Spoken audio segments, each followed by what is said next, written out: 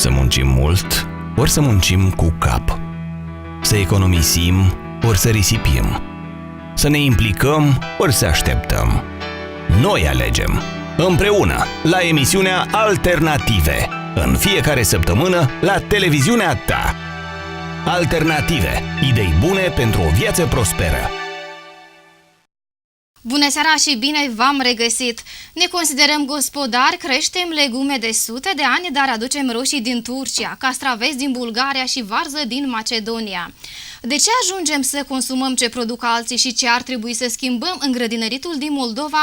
Vom afla astăzi de la următorii invitați, de la Petru Ionel, director NIS Agroinform, și de la Dumitru Lupei, director Școala Profesională din orașul Nisporeni. Bună seara și bine ați venit! Bună seara! Emisiunea de astăzi este realizată în format duplex și în studioul de la Chișinău. Avem prezenți pe Vasile Șerban, șef serviciu de produse horticole în Direcția Politici de Producție și Reglementări de Calitate a Produselor Vegetale din cadrul Ministerului Agriculturii, și pe domnul Valeriu Cosarciuc, președintele Federației Naționale a Fermierilor din Republica Moldova. Viitorii agricultori sunt abia pe băncile școlilor. La Nisporeni există o școală profesională unde elevii învață cum să crească legumele din seră până în bucătărie. Să urmărim acest material.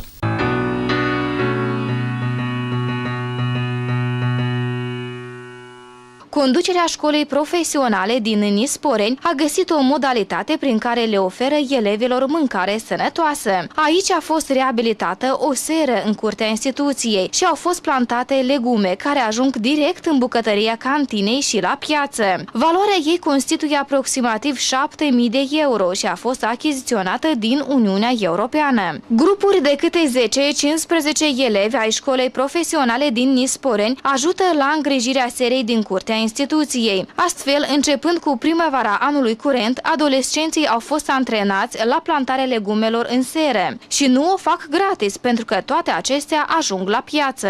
În această seră vedeți roșiile care sunt anul acesta cultivăm roșii. Roșiile sunt de soiuri indeterminante care au fost aduse din alte țări, cum ar fi Olanda, cum ar fi Spania, Italia, și aceste soiuri sunt crescute aici în seră. Asupra lor, în afară de procesul tehnologic de cultivare, se mai exercită și un proces de experimentare, de adaptare și după care apoi se elaborează niște recomandări tehnologice.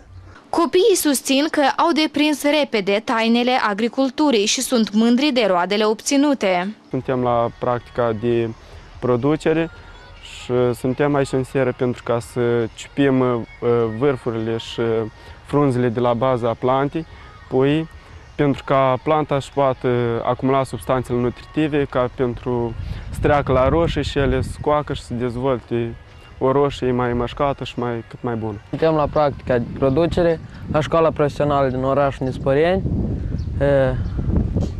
Noi astăzi la practică și în fiecare zi noi smulgem frunzele la tulpină ca roșiile să fie mai frumoase, să vadă roșiile. Azi suntem la practică în seră, la aplicat cunoștințele de producere. La teorie aplicăm aici în seră, nu trebuie să mai căutăm alte ogoare. Totul este binevenit la noi. Noi azi în seră am lucrat, am extras frunzele de la tulpină până la primul strugure.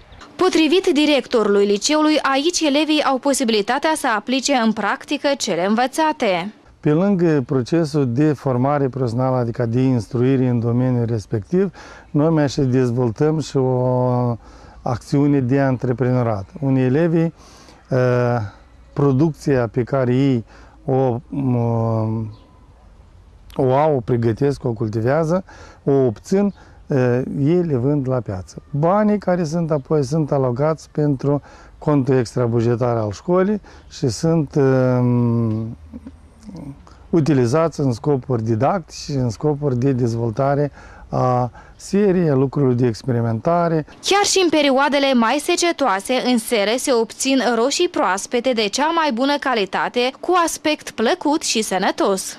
Anul ăsta este un an însă foarte dificil, din motive că sunt foarte mari temperaturile afară, dar după cum vedeți, în seră putem să obținem un regim de temperatură și un regim, să creăm niște condiții de cultivare a acestor roșii foarte optime și foarte constructive și de o roadă excelentă. La școala profesională își fac studiile circa 300 de elevi la următoarele meserii: viticultor, apicultor, bucătar, tractorist, mașinist în producția agricolă. Meseriile din domeniul agricol nu sunt tocmai în vogă, dar din an în an tot mai mulți elevi sunt interesați de obținerea lor.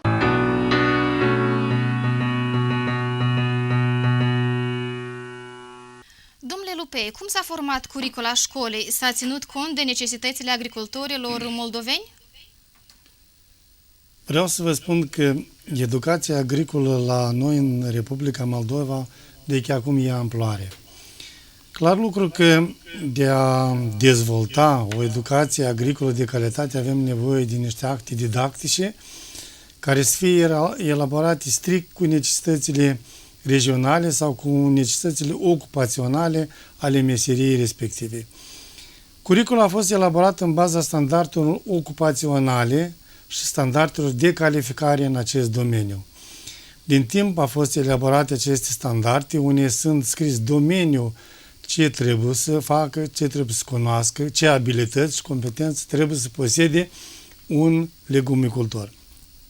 În baza acestor acte se elaborează planul de învățământ și curicula care descrie etapele de formare. Care sunt direcțiile în care sunt pregătiți elevii din școala dumneavoastră?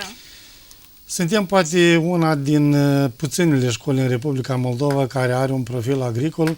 Direcțiile noastre sunt raportate la necesitățile regionale și indică despre viticultură și vinificație, apicultură, mecanizarea lucrărilor agricole în toate domeniile și ramurile agriculturii și, desigur, creșterea legumilor și a pomilor fructifere. Care este procentul de absolvenți care își găsesc de lucru după absolvire? Noi urmărim cu atenție și ne stărim toată vremea să fie ghidați absolvenții școlii noastre în carieră din timp, încă pe timpul perioadei instruirii practice de producere, ca stagiilor de producție, elevii își aleg locurile lor de lucru. Și își găsesc un loc de muncă. Îți găsesc un lucru, se raportează acest undeva, depinde și de ani, depinde și de 50-60% elevi. Mulți merg la studii, unii merg să facă serviciu militar, alții pleacă cu părinții și asta e un număr impunător, merg să migrează peste hotare în Uniunea Europeană, în Rusia, în care tot își găsesc unii se angajează chiar și la agenții economici de la noi, din teritoriul, din Nisporeni, de la fabricile. O bună parte merg să angajează la anume la noi. Acolo unde sunt dezvoltate această meserie, acolo am nevoie. Vreau să vă spun că legumicultura, dacă era structurată așa pe niște localități, le spunem așa, mai ales acele din Lunga Prutului, acum în Nisporeni, cine deține o seră, socoate că el este în avantaj față cu cineva și mănâncă cu mult mai sănătos, mai ecologic și crescut din mâna sa. Asta vorbește despre rolul și importanța în alimentația omului a produselor agricole. Un învățământ de calitate pornește de la temelie, adică de la baza materială. Ce puteți să ne spuneți dumneavoastră de dotările școlii profesionale de la Nisporeni? Școala profesională, datorită grației Uniunii Europene și adică implicării colectivului pedagogic în diferite demersii educaționale, dispune de o bază materială satisfăcătoare, chiar aș spune chiar foarte bună, pentru dezvoltarea meseriilor. Aveți cu ce vă mândri?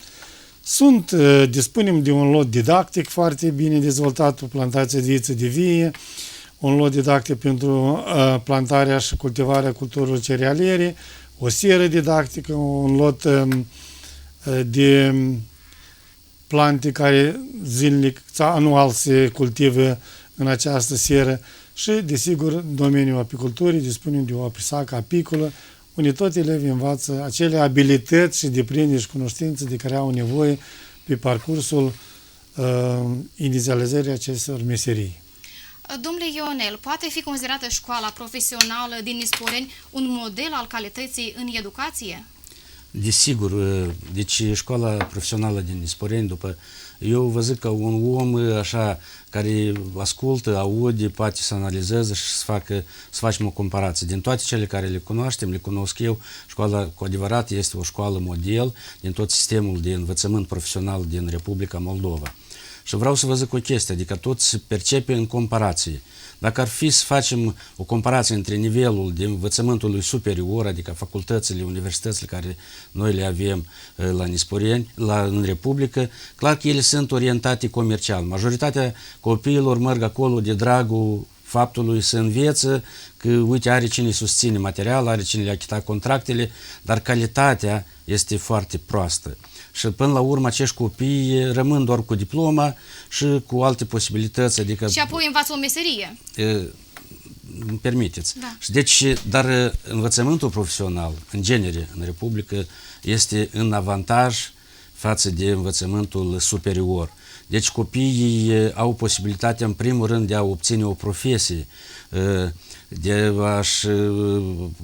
are o ocupație deja imediat după absolvirea școlii. El este solicitat în primul rând ca profesionist. Și vreau să vă zic că îndeosebi suferă foarte mult la moment, adică agricultura, de faptul că sunt foarte puțini specialiști în acest domeniu. Noi vedem că în câmp, tehnică, lucrează doar oamenii în vârstă sau proprietarii care au posibilitatea să-și procure și vedem foarte puțini tineri antrenați în sectorul agricol, tineri profesioniști. Școala, având o bază materială extraordinar de bună, după cum a menționat și domnul Lupei, deci are posibilitatea, prin participarea, adică cu capacitate demonstrativă este baza materială și au nevoie, adică au posibilitatea de a participa și de a se antrena în cadrul școlii, începând de la creșterea legumilor în serie, creșterea viței de vie, că au și viticultori pregătesc, prelucrarea, chiar având o secție de prelucrarea strugurilor de masă și obținerea unui vin de calitate, care domnul Lupei n-a menționat, dar el a obținut chiar și premii mari la concursurile internaționale. Deci, vreau să mai zic încă o dată, deci avantajele sunt foarte mari, sunt în favoarea școlilor profesionale față de instituțiile de învățământ care le avem superior. Dar ce au învățat agricultorii în ultimii 20 de ani de când există Agroinform? Vreau să vă zic, adică vorbim despre învățământul profesional și vorbim și despre Agroinform. Adică vreau să vă zic că agricultorii din Nisporeni știu că sunt foarte mult instruiți. Da. Deci chiar azi sau anul acesta, în luna august, eu împlinesc 20 de ani, începând din anul 1998, începând activitatea într-un proiect, apoi creând organizația regională NIS Agroinform, Nisporeni Agroinform, deci în luna 7 iulie chiar se împlinesc 20 de ani de când activez în acest domeniu. Vreau să vă zic că Agroinform a contribuit foarte mult, organizația regională Nisporeni a contribuit foarte mult în suportul producătorilor agricoli. Deci oferim o serie, în primul rând suntem organizații cu membri. Dacă la nivel național deja Agroinform a fost reformat, adică brandul s-a schimbat, înainte era Federația Agricultorilor din Agroinform, acum este Federația Agricultorilor din Republica Moldova, se numește FARM, prescurtat. Deci ne-am schimbat brandul, dar experiența acumulată pe parcursul acestor ani a fost folosită în a acorda suportul producătorilor agricoli, începând de la consultanță, asistență tehnică cu ieșirea, cu deplasarea în teren, supravegherea în domeniul tehnologiei de la plantare și până la, sau de la seminare la plantarea legumilor până în ieșirea pe piață, chiar și instruiri tematice. Facem facem conferințe pe produs, în domeniul legumiculturii, în domeniul creșterii strugurilor și în domeniul creșterii prunilor. La noi, la Nisporeni, adică prunile ocupă o pondere foarte mare în agricultură și deci amplasarea cererii, chiar cereri și oferte amplasăm, adică ajutăm la comercializare, găsim îngrosiști, găsim companii care sunt în stare să achiziționeze produsele crescute la noi în Nisporeni.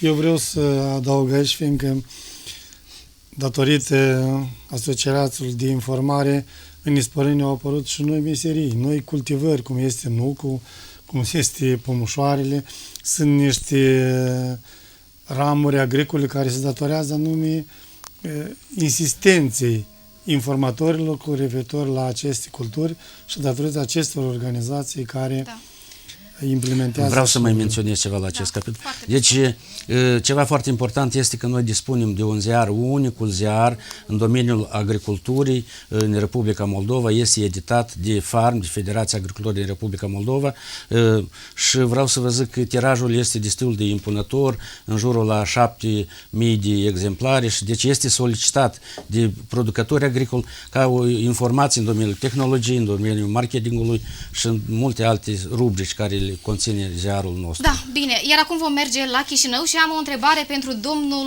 Cosarciuc. Domnule Cosarciuc, vă rog să-mi spuneți ce ar trebui să învețe agricultorii din Moldova pentru a avea succes în activitate? Bună seara! În primul rând vreau să vă salut din partea Federației Națională Fermieri din Republica Moldova, care de 22 de ani este în serviciul fermierilor, producătorilor agricoli. Și dacă să vorbim despre partea de educație, noi permanent ne-am implicat în traininguri, în transmitere de informații, cunoștințe și l-am ascultat foarte atent pe domnul Lupei în ceea ce privește partea de educație profesională. Eu, de pildă, sunt de părere că în școlile profesionale noi trebuie să pregătim fermieri. Asta ar însemna o profesie mai largă, nu numai partea de specialitate, dar și partea de proiectarea unei ferme, proiectarea unei serii, tot ce legat cu contabilitate simplă, cu niște, spunem, noțiuni de finanțe, ca cei care vor absolvi școlile vocaționale sau profesionale să poată să-și organizeze o fermă proprie și trebuie să mergem pe această cale, fiindcă eu sunt sigur că mulți din cei care absolvesc școala profesională își caută pe urmă de lucru, da, pot să meargă la o seră existentă sau la o gospodărie țărănească existentă, dar este mult mai important totuși să aibă suportul necesar să-și creeze o fermă de familie care poate pe urmă să fie transmisă din generație în generație și astfel să avem posibilitatea să dezvoltăm în continuare satele noastre, fiindcă astăzi satele noastre fără gospodării țărănești de familie practic sunt pe cale de dispariție. De aceea eu cred că în educație noi trebuie să facem aceste modificări și un lucru important este ca să avem și în agricultură pregătirea specialiștilor în sistem dual. Adică cei care au o întreprindere, o gospodărie țărănească, dacă au nevoie de profesioniști, spunem, în domeniul viticulturii sau în domeniul legumiculturii în cazul dat,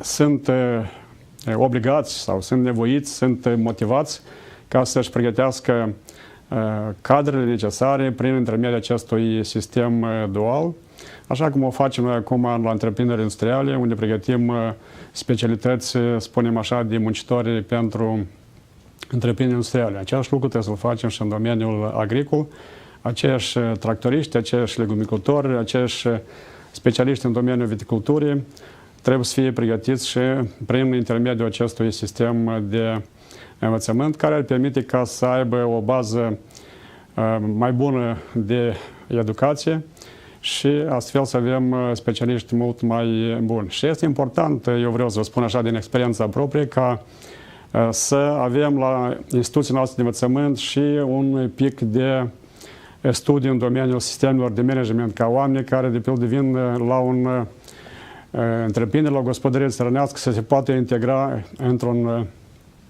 colectiv care să le permită imediat să producă eficient ceea ce ei acolo vor obține cunoștință în școala profesională. Am o întrebare și pentru domnul Șerban. Domnule Șerban, vă rog să-mi spuneți cât de mult a crescut performanța agricolă în Republica Moldova odată ce au intrat noutățile pe piața noastră? Desigur că informația este destul de importantă în orice domeniu, mai ales în condițiile când Republica Moldova este ca și o țară agrară, mai ales atunci când avem, și slavă Domnului că avem aceste companii pe piață care vin și informează producătorul agricol, vin și sunt acei mesageri care aduc tehnologiile moderne, care aduc lucrările, informațiile care vin ca și suport din partea statului, unde ar putea să aplice producătorul agricol. Desigur, această latură este foarte importantă. Totodată vroiam să mă refer și la niște cifre, deci dacă e să ne referim la anul 2015, că aveam cultivate legume pe o suprafață de 123.000 hectare, cu o producție globală de 94.000 tone, în anul 2017 noi am avut în jur de 88.000 hectare, și o producție globală iarăși aproape de 90.000 tone. Asta ne spune foarte multe, deoarece micșorând suprafața, evident că micșorând suprafața și amplificând sau crescând volumul global de legume, este evident faptul că au fost aplicate acele tehnologii moderne, au fost aplicate sau însămânțate aceste terenuri cu legume, cu semințe de calitate. Au fost, acei producători aveau careva încredere sau aveau câtuși de cât încheiate niște contracte sau aveau niște înțelegeri mai de dinainte, astfel ei, urmând această cale de producere a legumelor și izbutind să obțină careva profituri. Oricum, dacă e să ne întoarcem și la tema precedentă cu învățământul, cu informațiile pentru producătorii agricoli, nu ar fi rău dacă aș menționa și faptul că și statul de anul trecut, deci începând cu anul 2017, vine cu un suport pentru producătorul agricol care dorește să-și mărească bagajul de cunoștință în anumite domenii, ceea ce ține de agricultură sau ceea ce ține de antreprenoriat, prin subvenționarea cu 50% din cheltuielile pentru aceste instruiri. Ca și formatori la aceste instruiri fac parte și aceiași formatori de la Agroinform, de la Federația Națională a Fermierilor, dacă nu greșesc, asociațiile care sunt mai mari, mai vizibile. Deci oricum este un lucru binevenit. Plus la aceasta a influențat foarte mult la volumul global de producere și politica de subvenționare din partea statului. Deci oricum, orice afacere care se efectuează, se începe ca și un business. Dacă vorbim de business, aici trebuie să ne dăm bine seama că vom vorbi și de piață. Dacă vorbim de piață, vorbim de acea, sau definiția pieței, cum este în economie, este locul unde se întâlnește cererea și oferta. Cum la învățământ, așa și ca și business, oricum este vorba de cerere și ofertă. Cum învățământul are nevoie de cerere, deci din partea producătorilor mari ca să vină să dea acea cerere la cadre, la specialiști sau la tehnicieni sau mai știu eu care acolo, așa și în piață. Vorbeam despre subvenționare. Deci în măsurile de subvenționare se vede foarte bine că se pune un accent pe legumicultura din Republica Moldova, începând cu măsura sau sub măsura 1.1, ce ține de construcția serelor, solarelor și tunelelor, unde este încadrat și echipamentul și utilajul care se utilizează în acestea, și continuând cu sistemele de irigare, continuând cu asigurările în agricultură, continuând cu apa pentru irigare. Da, apa pentru irigare deja trebuie să arătăm și careva performanță, mă refer la productivitatea la hectar, dat fiind faptul că statul, chiar dacă vine cu un suport oarecare, vine în cazul când agentul economic sau producătorul agricol dorește și arată faptul că utilizând acea apă, el obține performanțe și respectiv efectuează careva vărsăminte în bugetul de stat. Dar totodată vorbiți mai înainte și de, posibil că o să atingeți întrebarea asta, dar vorbiți mai înainte și de importul din Turcia a legumelor. Importul legumelor din Turcia sau din altă țară este o procedură caracteristică pentru perioadele reci ale anului. Asta se datorează faptului că în Republica Moldova nu este sau nu devine convenabil producerea legumelor în perioadele reci, deoarece se majorează esențial cheltuielile de producere și se micșorează sau se duce chiar și în valoare cu minus beneficiul sau profitul net care poate fi obținut de la acestea. Mulțumesc! Unii au reușit și au obținut succes în agricultură, au deja și experiență proprie. Este și cazul familiei Chiriac, care de mai mulți ani cultivă legume pentru consumatorii din Chișinău. Să urmărim acest material.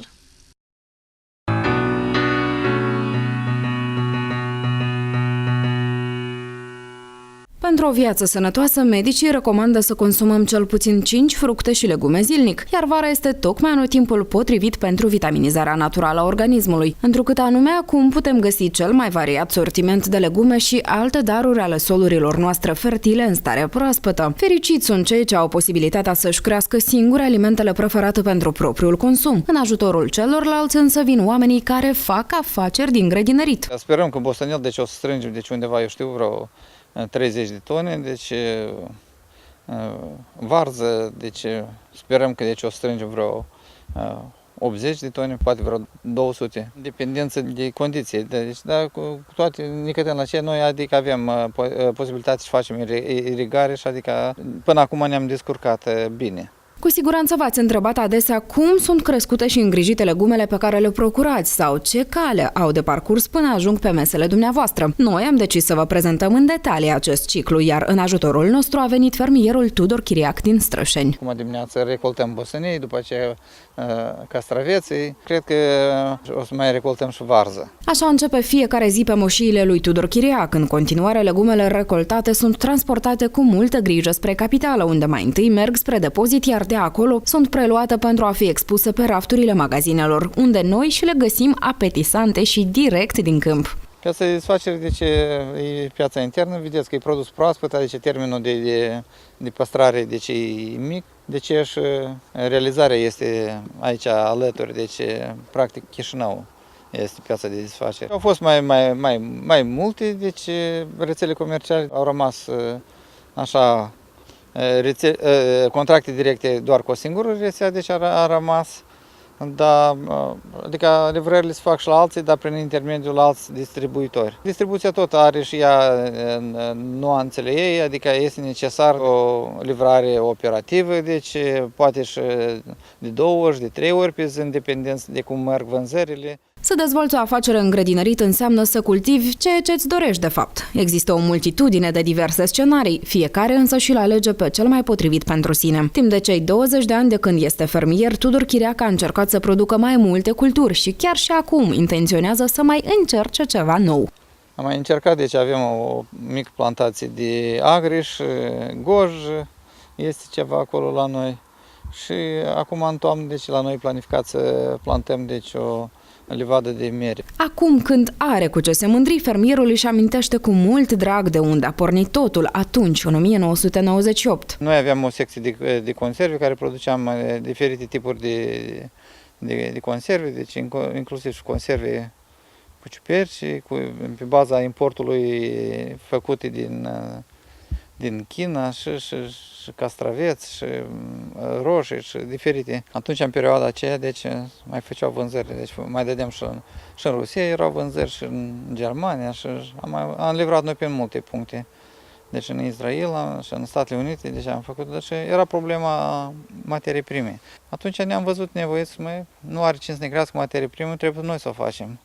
Și uite, cu asta și-a pornit afacerea agricolă. Este adevărat că o afacere în grădinărit necesită și multe investiții, dar astăzi există și diverse oportunități de finanțare și susținere, povestește Tudor Chiriac. Seara aceasta este construită cu ajutorul programului Contact. Un program foarte bun, fiind chiar și reducerea de TVA la investiții era o chestie foarte benefică, deci fiindcă de multe ori, adică noi facem investiții și acum luăm acolo TVA la investiții și pe urmă deci e problematic prin vânzări să le recupere. Adică durează o perioadă îndelungată procesul acesta. În lansarea și dezvoltarea unei afaceri într-un asemenea domeniu este foarte important curajul, întrucât există multe riscuri. Astăzi însă lucrurile sunt aranjate mult mai avantajos pentru fermieri decât asta era acum 20 de ani, în special pentru tineri, pe care eroul nostru îi îndeamnă să nu ezite. Acum, deci la ziua de astăzi, în comparativ cu 98 și 2018, adică e o situație cu mult mai favorabilă pentru dezvoltarea afacerilor agricole. Este sistemul de subvenționare, deci care acordă suporturi, deci pentru tineri, deci în genere este niște suporturi foarte considerabile, și adică 98 și cu 2018 e o diferență foarte mare. N-au decât să-și asume riscurile și să înceapă. Sunt foarte multe situații imprevizibile, dar oricum, deci este nevoie de tărie de caracter. Prin greutăți spre stele, datorită acestui motou care, spune Tudor Chiriac, că trebuie să stea în capul mesei, el a reușit să reziste în fața tuturor provocărilor, astfel încât continuă zilnic să livreze consumatorului cele mai proaspete și crescute cu multă dragoste legume direct din câmp.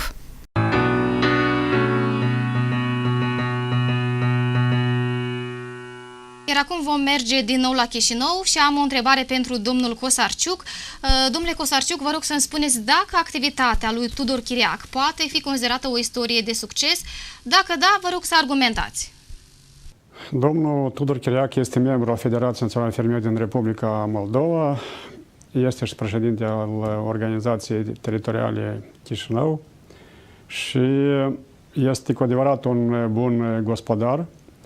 Și el dedică mult timp în ceea ce privește acumularea cunoștințelor și atunci când se organizează aceste traininguri în domeniul legumiculturii, ferma domnului Chiriac este fermă model și acolo fermierii, potențiali legumicultori pot să vină ca să obțină acest schimb de experiențe. De ce eu spun foarte sigur că activitatea sau afacerea domnului Chiriac este una profitabilă, este una rentabilă, este eficientă din punct de vedere economic și foarte mult depinde de domnul Chiriac, de ficiorul său care se ocupă tot cu această, spunem, afacere. De aceea, oamenii care doresc să facă activități și să obțină beneficii în Republica Moldova o pot face cu eforturile pe care le depun, cu acea abnegație mare pe care o au și astfel să putem dezvolta afacerea în domeniul legumiculturii. Vreau să vă spun că noi, în cadrul Federației Naționale Fermieri din Republica Moldova, avem foarte mulți legumicultori sau cei care se ocupă cu legumele. Noi în Iedineț, în Bălț, am creat, cu suportul Federației Naționale Fermieri din Republica Moldova, am creat cooperative de antreprinzători și una din cooperative este condusă de un legumicultor, cum ar fi domnul Danilov din Iedineț, și astfel noi vrem să mergem pe lanțul valoric.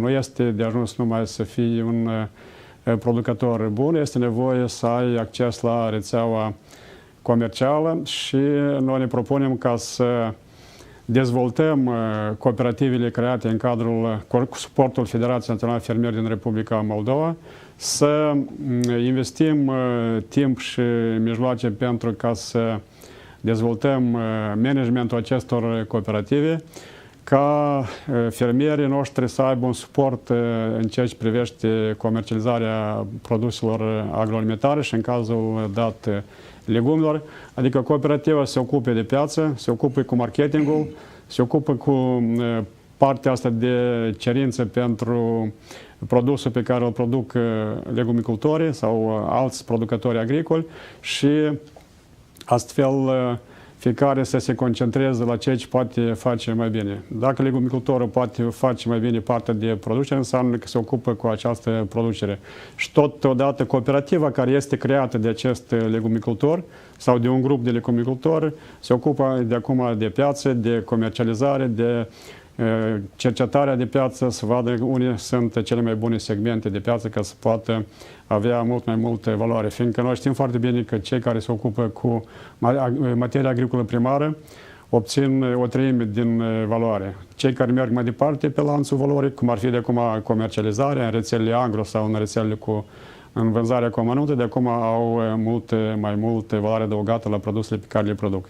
De aceea Federația Națională a Fermierilor din Republica Moldova se concentrează ca să dezvolte cunoștințele și abilitățile legumicultorilor.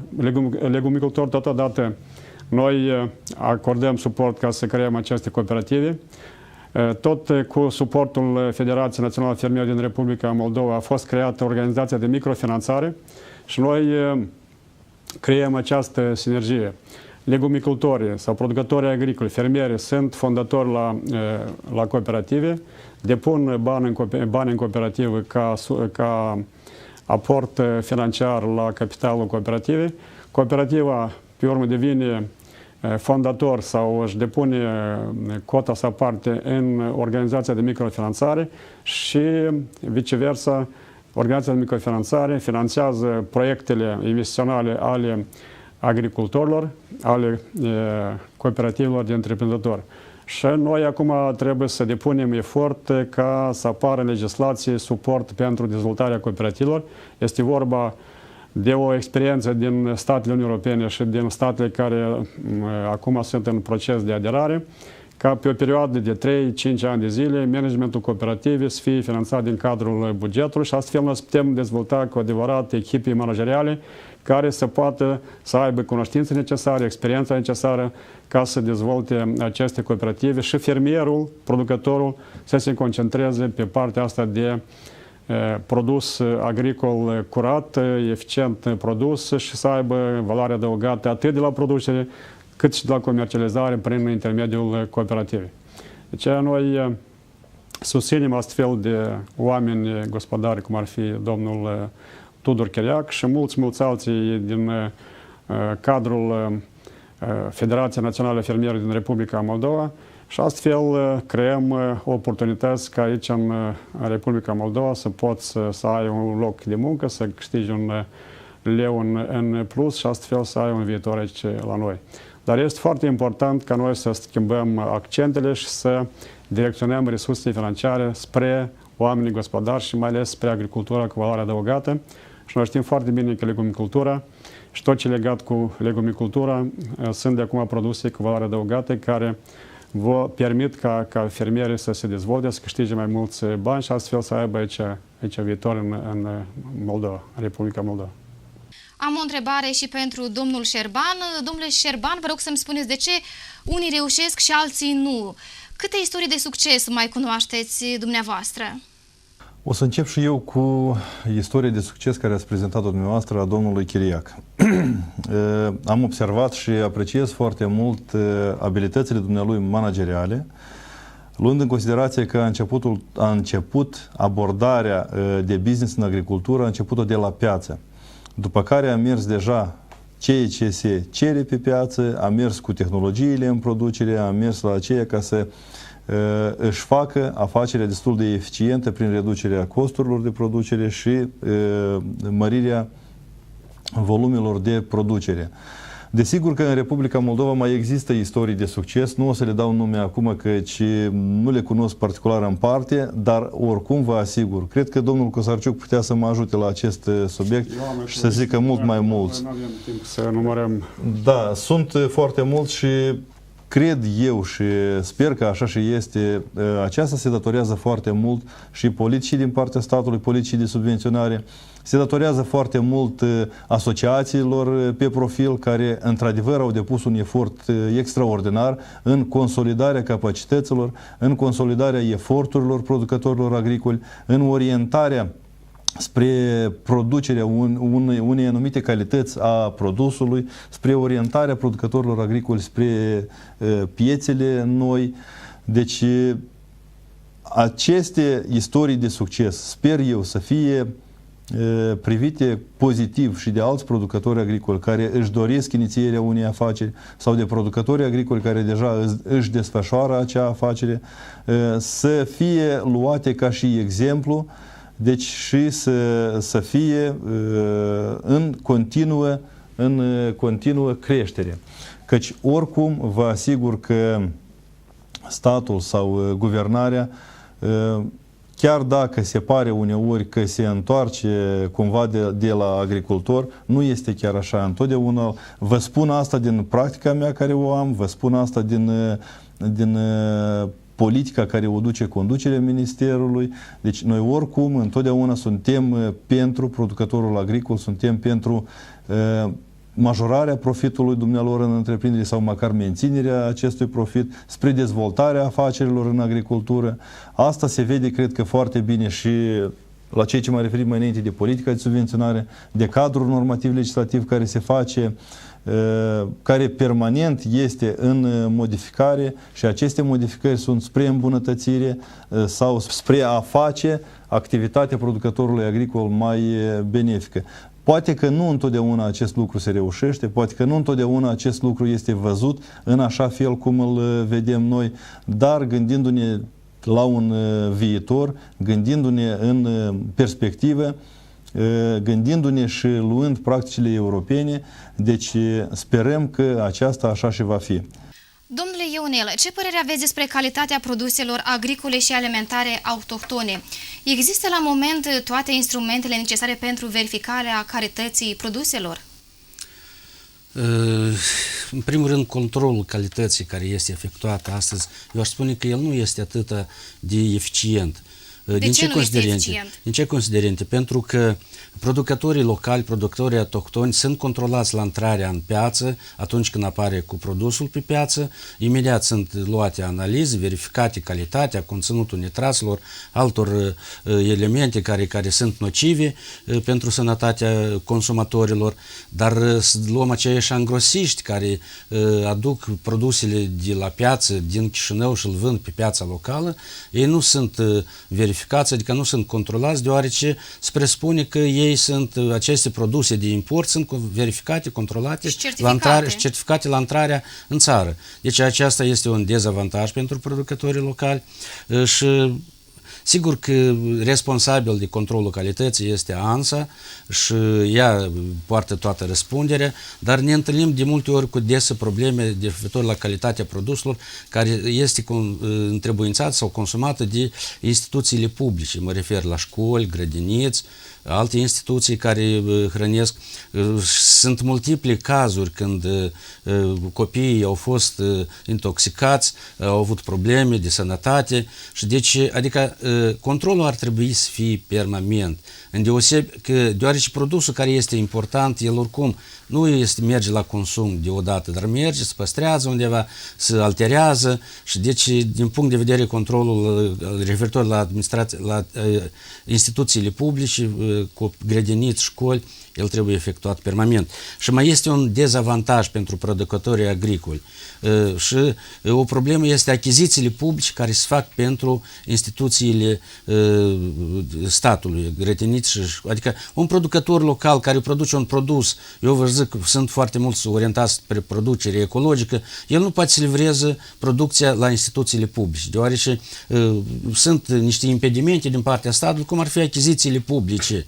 Deci, înainte eu țin minte istoricul, când produsul local, produs chiar la ferme, în gospodării agricole, în altă parte, fără să treacă mari controle, era dus la grădiniță, atunci deloc nu erau cazuri de intoxicație a copiilor. Sau produsele legumicule, iară din câmp, în stare proaspătă, nu depozitate undeva o lună, să stea și apoi să fie date la grădiniță și la școli pentru copii. Ar putea Republica Moldova să devină o sursă bogată de produse eco și organice pentru Europa sau alte regiuni, adică produse realizate fără utilizarea substanțelor chimice, fără intervenții genetice, în armonie cu natura și mediul înconjurător?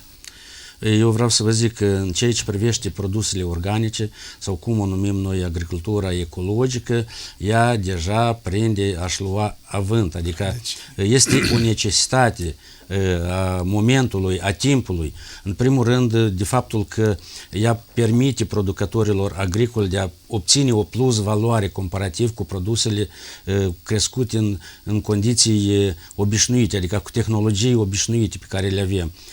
Vreau să vă zic că la Nisporeni deja mulți producători și legumicultori dar mai puțin, dar mai mulți producători de prună în stare proaspătă, prună uscată și struguri de masă sunt orientați de a-și organiza anume producerea produselor organice, la prun și la struguri de masă. Recent a fost o instruire și am convins un producător de prune uscate și prune în stare proaspătă ca pe o suprafață din 5 hectare, este vorba de Conicov Vasile de la Ciorești, pe o suprafață de 5 hectare să treacă să producă prună organică. Deci au fost selectat acest teren separat, au fost instruiți și ești lanț producător de prună și de struguri de masă cu domnul Vladimir Toderaj, domnul Iurie Senic, care sunt specialiști recunoscuți în acest domeniu și a fost un interes deosebit acești producători de prună, anume de producerea produsului organic. Nu cu toată suprafața, dar să zicem 10% din suprafața pe care o au ei. Pe 1 hectar, pe 5 hectare, în dependență de ce suprafață, și este perioada de conversie, deja au înțeles, cunosc noțiunile și deja cred că este un imperativ al timpului, o necesitate. Da. Și pentru produsele noastre agricole sunt competitive pe piața europeană? Deja am demonstrat, avem 3 ani de când acordul de colaborare, de unire de asociere cu Uniunea Europeană prevede anumite limite de produse, mă refer, cote de produse care pot fi livrate pe piața europeană fără taxe și deci începând din 2016 de la 20.000 de tone de struguri până în 2018 când cota deja a fost majorată până la 40.000 de tone de struguri, adică produsele noastre sunt solicitate pe piața europeană. Deja, adică, în primul rând, calitățile gustative care le au sunt foarte importante. Fiind într-o deplasare anul trecut în Polonia, deci fermierii noștri au vizitat o companie poloneză care se ocupa cu producerea merelor și marea mirare a fost când a deschis ușa în depozit și le-a arătat, iată, aici am 10.000 de tone de prune Cabardinca din raionul Nisporeni, Ciorești. Adică cu încetul, dar se majorează cotele și este foarte bine pentru producătorii autohtoni. Da. Domnule Lupei, cât de solicitate sunt cunoștințele elevilor de la Nisporeni? Astăzi, când agricultura în Republica Moldova ia amploare, când s-au fost introduse atâtea noi tehnologii, unde s-au mărit numărul considerabil de producători, fermieri, vreau să vă spun că cunoștințele sunt foarte instituite. Deci astăzi nu mai avem nevoie de cei zilieri sau cei oameni de muncă care vin numai să îndeplinească niște operații sezoniere sau operații dintr-un ciclu tehnologic. Este nevoie de muncitori care cunosc tot lanțul tehnologic, care știu cum să-l gestioneze, știu cum să intervină în situații de risc, știu să previe aceste situații de risc. Deci, calitatea educațională în ramura ia amploare mare și are o foarte mare importanță. De aceea, ce istorii de succes în agricultură aveți cu elevii dumneavoastră? Vreau să vă spun că dacă înainte agricultura era privită mai așa, știți, nu prea erau din ce în ce, din an în an, se atrage o atenție tot mai mare. O atenție foarte mare. Dar ce istorii de succes aveți cu elevii Avem dumneavoastră? foarte multe istorii de succes în domeniul apiculturii. Mulți absolvenți a școlii noastre s-au inițiat afacerilor în acest domeniu.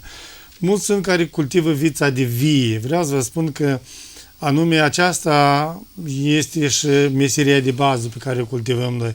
În domeniul culturilor din teren protejat, chiar și în raionul Nisporeni, dacă nu sunt atât de mari companii sau pe suprafețe mari, dar sunt foarte mulți fermieri care, pe lângă afacerea de bază mare și această activitate de a crește legume. Și asta e foarte important, că în toată vremea piața va fi satisfăcută cu legume proaspete, cu legume din regiune și dă voie să dezvolte. Dacă o cataclism naturală poate să intervină într-un mod, sera terenul protejat poate să aducă o scăpare în acest... Da, vă mulțumesc. Un antreprenor din Ungheni a reușit să dezvolte o afacere profitabilă. De mai mulți ani, acest antreprenor cultivă legume și fructe pentru consumatorii din Ungheni. Vă invit să aflați ce stă la baza succesului.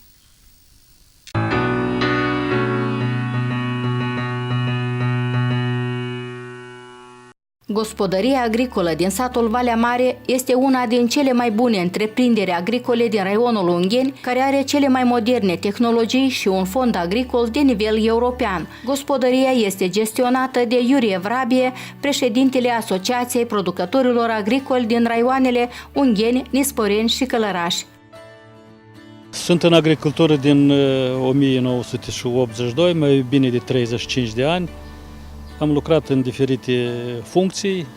Mai mult de 25 de ani sunt conducător a unei gospodării agricole care eu am înființat-o. La etapa actuală noi avem consolidate mai mult de 2000 de hectare de teren agricol.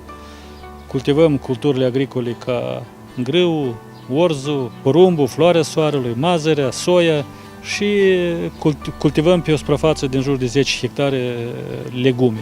Înzestrată cu o bază materială bună și specialiști în materie, gospodăria obține anual roade înalte la hectar. Aceasta se numără printre cei mai mari furnizori de producție agricolă din raion. Sunt 3 culturi strategice în gospodărie, culturi de câmp, porumb, grâu, porumbul și floarea soarelui, care ocupă în jur câte 700 de hectare fiecare, 650-700.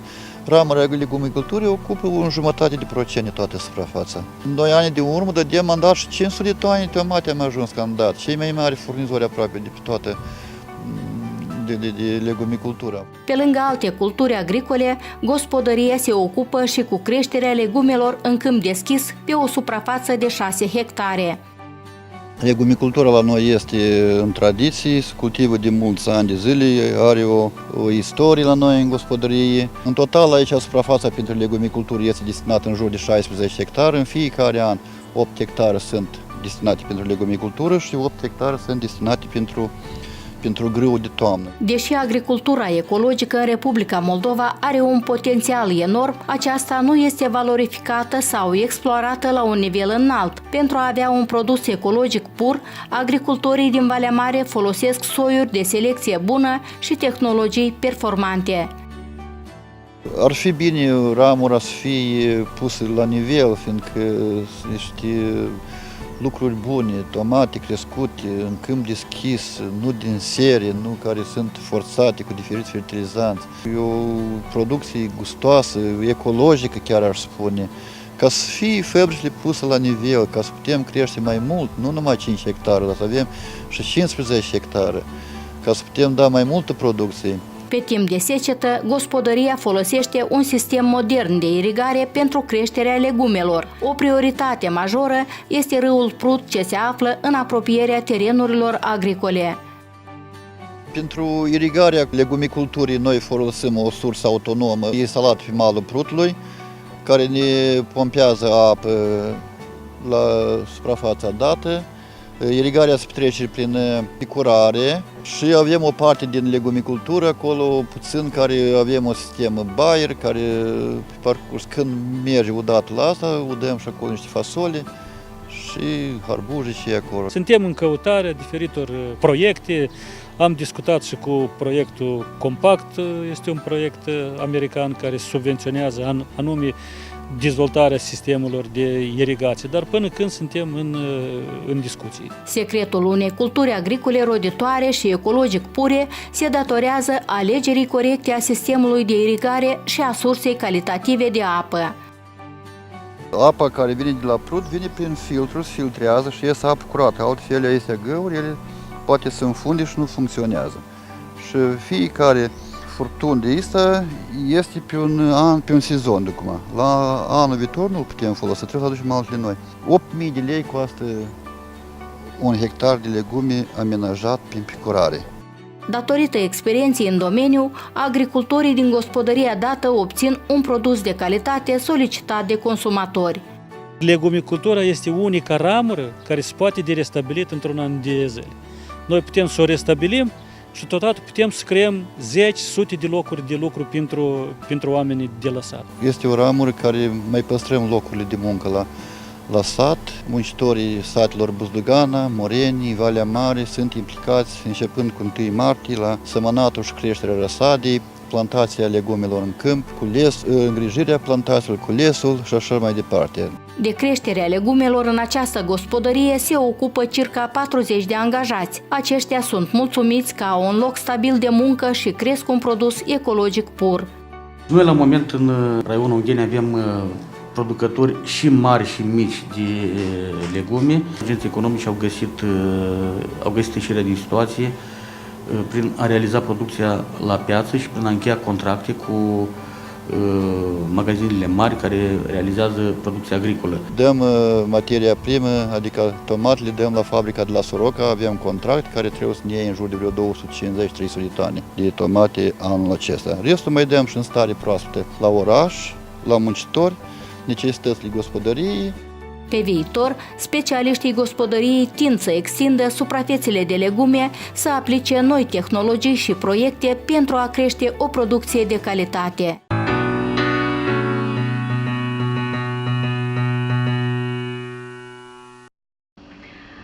Iată, ați văzut și un caz de succes.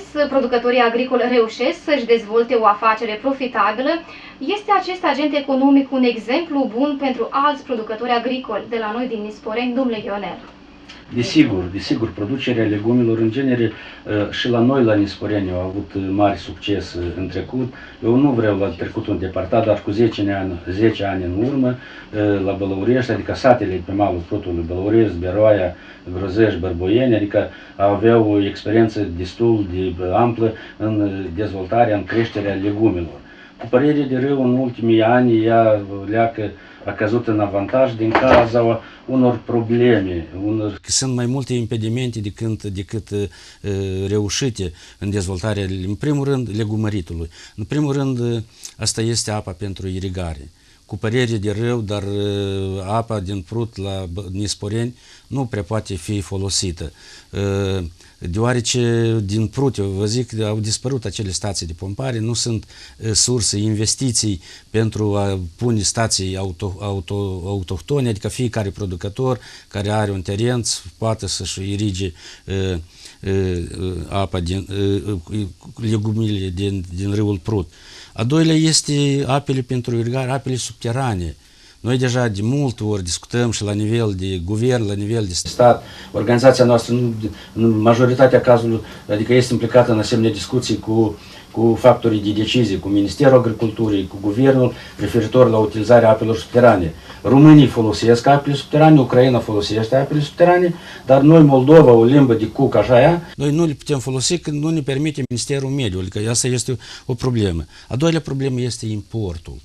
Importul de legume care predomină și nu dă voie ca producătorii autohtoni să ocupe piața. Și mai este o problemă, adică deodată noi stăm și ne gândim, dar nu prea avem ce vinde pe piața locală. Legumele, nu putem aproviziona consumatorii cu legumele care sunt necesare. De atâta aici și importul este binevenit, dar câteodată el este în defavoarea producătorilor autohtoni. De ce fel de lecții mai au nevoie agricultorii pentru a se dezvolta și unde ar trebui ei să învețe? Eu cred că un fermier din ziua de astăzi ar trebui să-și sprijine activitatea sa pe 3 piloni. Una, să cunoască tehnologii intensive de cultivare a legumelor și a culturilor agricole. 2, să aibă niște competențe, să posede niște competențe organizatorice și cel mai important este să cunoască, să aibă niște competențe antreprenoriale de market și de aflare, prognozare, planificare a afacerii sale. Aceste cunoștințe sau competențe le poate vândi la diferite cursuri organizate de către multe organizații în acest domeniu, în școlile profesionale, acolo unde sunt aceste întrebări puse în favoarea fermierului. Părerile de ele nu sunt atât de ample și sunt cam diversificate. Suntem pe final de emisiune. Domnule Ionel, aș vrea să vă întreb pe dumneavoastră, de ce depinde succesul unei afaceri în agricultură? Succesul afacerii în agricultură depinde de mulți factori, dar cel mai important cred că este capacitatea de a investi în agricultură. Deci mulți se plâng pe asta și mulți nu au surse pentru a investi. Și asta este o problemă pentru producătorii, nu numai de legume, dar orice afacere în agricultură. Cu păreri de rău, sunt în dezavantaj încă dobânda la creditele bancare, dacă ar fi normal pentru a începe afacerea și care după aceea este subvenționată de stat, dar la momentul când este dată în exploatare orice investiție, adică sunt anume dobânzile la bănci. Și vreau să zic... Da, domnul Lupei, agricultura este o afacere bună? Da. Foarte pe scurt, da. Agricultura este o afacere bună, este o îndeletnicire a neamului nostru și dacă te atârni față de ea cu respect, dacă te atingi cu responsabilitate, ai niște cunoștințe, competențe, atunci este o afacere de succes și este un lucru foarte profitabil. Eu vă mulțumesc pentru participare la emisiune și sper ca pe viitor să avem cât mai multe afaceri de succes în agricultură. Eu vă mulțumesc pentru atenție și rămâneți pe canal regional. Să muncim mult, ori să muncim cu cap. Să economisim, ori să risipim. Să ne implicăm, ori să așteptăm. Noi alegem. Împreună, la emisiunea Alternative, în fiecare săptămână la televiziunea ta. Alternative, idei bune pentru o viață prosperă.